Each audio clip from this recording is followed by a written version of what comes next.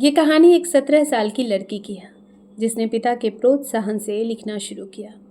छोटी छोटी कविताएं, शायरी डायरी में लिखकर सहेज देती, लेकिन वक्त की तेज़ रफ्तार ने उसे विवाह के बंधन में बांधकर लेखनी को दिल के एक कोने में कहीं दबा दिया। नमस्कार, मैं मौसमी चंद्रा किताबों की दुनिया में आपका हार्दिक स्वागत करती हूँ। आज फिर हाजिर हूँ आपके पास एक किताब लेकर।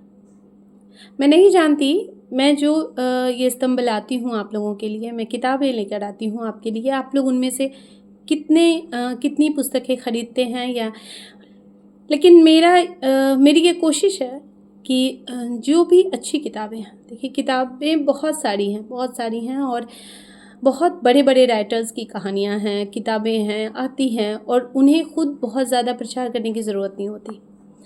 लेकिन मैं चाहती हूँ कि कुछ लोगों के जीवन में ना स्ट्रगल बहुत ज़्यादा लिखा होता है। तो आज जिनकी किताब मैं लेकर आई हूँ, उनके जीवन में भगवान ने बहुत सारे उतार चढ़ाव दिए, बहुत उतार ज़्यादा दिए हैं और चढ़ाव बहुत कम। उन्होंने मानसिक, शारीरिक हर तरह से बहुत कष्ट झेले हैं, लेकिन ना मैं उन्हें अपराजिता कहा करती थी, हमेशा स्ट्रॉन्ग वुमेन बोलती थी। मेरी परिचित हैं, उनके लेखन यात्रा को, उनकी साहित्यिक यात्रा को मैंने बहुत ज़्यादा करीब से देखा है। हर किताब स्पेशल होती है, मैं मानती हूँ हर किताब स्पेशल होती है, लेकिन ये जो मैं किताब लेकर आज आई हूँ ना, ये मेरे लिए पर्सनली थोड़ी ज़्यादा स्पेशल है। इसलिए क्योंकि ये जिस लेखिका की है, उनकी पहली कहानी से कहानी संग्रह तक की साक्षी रही हूँ मैं। तो बहुत बस समझिए कि यहाँ पे राइटर के नाम में ज़रूर कुछ और लिखा है, लेकिन एक तरह से ये समझिए मौसमी चंद्रा है। तो मैं दिखाती हूँ आपको, ये बुक है रीता मिश्रा तिवारी जी की और किताब का शीर्षक है अविता यानी जीवन। तो उनके जीवन का जो भी मतलब उनके जीवन की जो भी उपलब्धियाँ हैं या जो भी अनुभव हैं, सबका निचोड़ है ये। तो इनके बारे में तो मैं बहुत ज़्यादा जानती हूँ, लेकिन मैं चाहती हूँ कि आप लोग किताब लेकर जानें, क्योंकि इन्होंने जो लेखिका की ओर से 2 शब्द लिखे हैं, उनमें बहुत साफ गोई से सारी बातें लिखी है।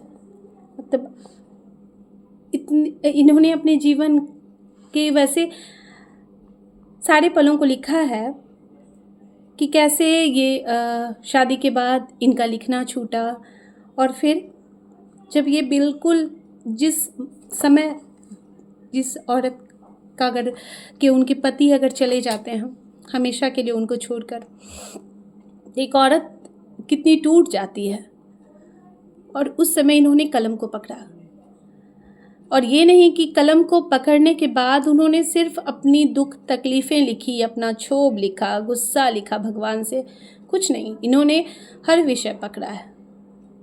और किताब में भी उन्होंने इसमें जितनी कहानियाँ लिखी है, वो सारी कहानियाँ बहुत ज़्यादा मतलब उनके जीवन से जुड़ी हुई है, लेकिन अलग अलग विषयों पे। उन्होंने अपना जीवन नहीं लिखा है कहानियों में, उन्होंने आसपास गरीबों को देखा, किन्नरों को देखा, कोर्ट से पीड़ित एक महिला को देखा, एक विधवा को देखा, जिसको भी उन्होंने देखा है सब पे उनकी मार्मिक जो भी उनके अंश उन्हें लगे कि नहीं इन्हें कहानियों में उकेरा जा सकता है, वो सब उन्होंने लिखा है। और सबसे बड़ी बात कि जिनका प्रेम छिन गया, उन्होंने प्रेम विषय भी लिखा है। तो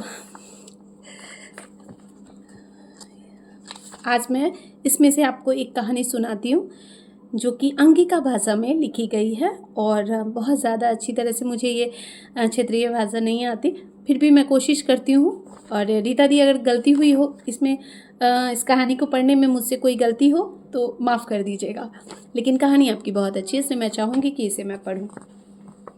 इस कहानी का शीर्षक है कोड। दीदी, ओ दीदी, तनी बाहर आवो ना। कौन है? मैं हाथ पोंछती किचन से बाहर आकर देखती हूँ। एक भिखारिन जैसी औरत बैठी है, जगह जगह से फटी साड़ी से झांकता उसका शरीर। वो बहुत कमज़ोर दिख रही थी। मुझे घूरते देख सहम गई और अपने हाथ छुपा लिए। मैंने पूछा, क्या है? दीदी, एको दुगो साड़ी है तो दे देना। मैंने कहा, ठीक है, रुको। कहकर मैं अंदर से एक सूती और एक सिंथेटिक साड़ी लाकर उसको दे दी और कहा, पहन लो, फटी साड़ी से तेरा बदन दिख रहा है। नहीं दीदी, बेटी के देवे के छे। मैंने पूछा, कहाँ है तेरी बेटी? घर माँ, ओकर शादी छे ना, एगो औरो बढ़िया रंग है तो दे देना दीदी, और कछु पैसा भी, भगवान तोरा भला कर दो। वो कहकर हाथ को नीचे साड़ी में छुपा लेती, पता नहीं क्यों। भीख मांगकर इतना ले दे के शादी करेगी? मैंने पूछा। इतने में मेरे पति ने आकर कहा, अरे गरीब है, कितना जिरह करती हो, दे दो ना। मैंने उसे रुकने कहा और अंदर चली गई।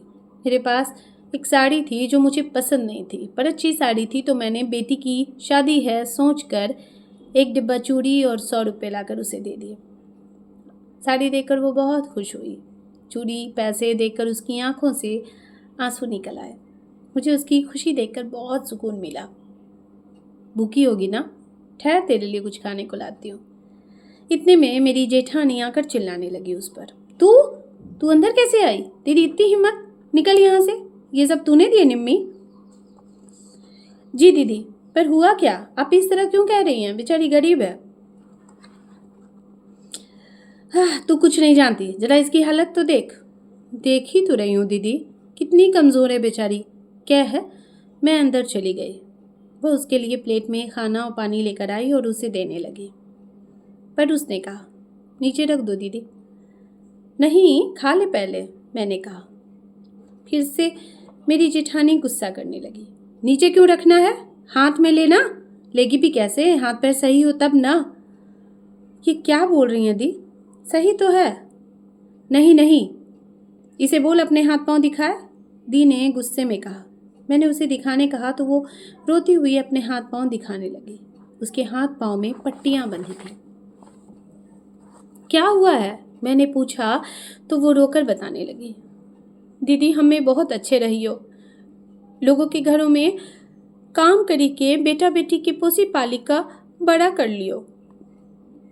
तुम्हारा पति? मैंने पूछा। वो रिक्शा चलावे छे। फिर उसने बताया कि एक बार मेरा हाथ पांव लाल होकर फूल गया था और घाव हो गया था। डॉक्टर से दवाई लेके खाई तो ठीक हो गया। कुछ महीना बाद फिर से हो गया और छूट ही नहीं रहा। घाव से खून पानी बहता रहता था। अस्पताल में डॉक्टर को दिखाया तो डॉक्टर ने कहा ये कोढ़ है। ये सुन के वे लोग घबरा कर रोने लगे कि अब क्या करें, कहाँ जाए। मैंने पूछा, फेरू की दीदी, जेकरा पाली पोसी के बड़ा करी वही सभे मिली के घरों से निकाली दिल की, अब भीख मांगी के अपनो गुजारा करी छी।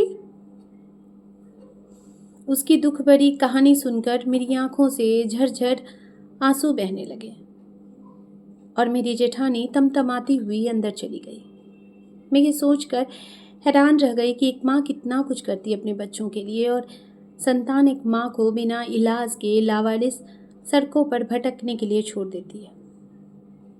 और पति, वो भी ऐसा कैसे कर सकता है? ये शरीर का कोड नहीं, ये इंसान की इंसानियत और विकृत मानसिकता का कोड है। तो ये कहानी इतनी ही, और भी कहानियाँ हैं। ऑनलाइन मार्केटिंग पे कहानियाँ हैं और किन्नर पे कहानी है। बहुत अच्छे अच्छे विषय लिए हैं इन्होंने। हालांकि ये 2 दिन पहले ही मेरे पास ये किताब आई है, इसलिए मैंने इसमें से सारी कहानियाँ नहीं पढ़ी है। लेकिन रीता दी, अभी मैं विदा लेती हूँ आप लोगों से, और रीता मिश्रा तिवारी दी को मेरी ओर से किताब के लिए हार्दिक शुभकामनाएं। आप इसी तरह आगे बढ़ें, आपकी साहित्यिक यात्रा ऐसे ही चलती रहे अनवरत। नमस्कार।